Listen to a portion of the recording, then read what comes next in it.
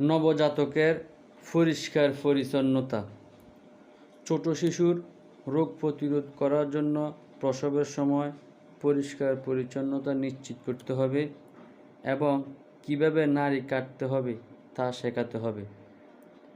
যে কক্ষে মায়ের প্রসব হবে সে কক্ষটি পরিষ্কার পরিচ্ছন্ন, উষ্ণ, আলো বাতাস পরিপূর্ণ থাকতে হবে। যে ব্যক্তি শিশুটিকে প্রসবের সময় বের করবেন আগেই তার হাত সাবান ও পানি দিয়ে পরিষ্কার করতে হবে।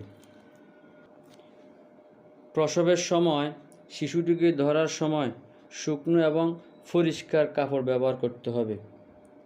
যদি সম্ভব হয় তাহলে ডিসপোজেবল প্রসবের যন্ত্রপাতি ব্যবহার করতে হবে।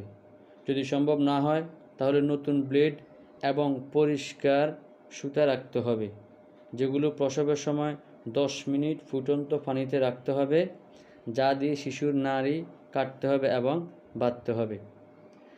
নাভিতে অন্য কিছু ব্যবহার করা যাবে না। অনেক মায়েরা বিভিন্ন জিনিস নাভি পরিষ্কারের জন্য ব্যবহার করেন, যা অধিকাংশ সময় নাভি সংক্রমণের জন্য দায়ী থাকে।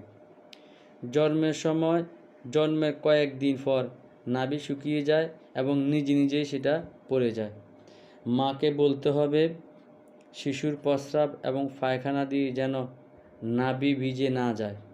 যদি ভিজে যায় সেক্ষেত্রে পরিষ্কার পানি দিয়ে নাভি পরিষ্কার করতে হবে এবং শুকনো কাপড় দিয়ে মুছতে হবে।